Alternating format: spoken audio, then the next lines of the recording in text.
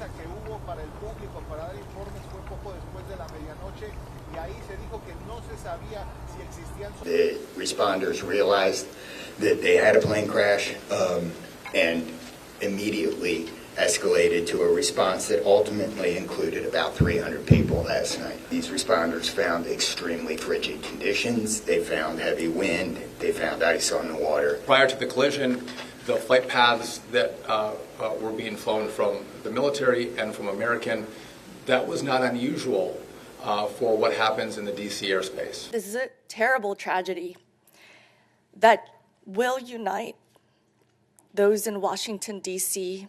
and Wichita, Kansas forever.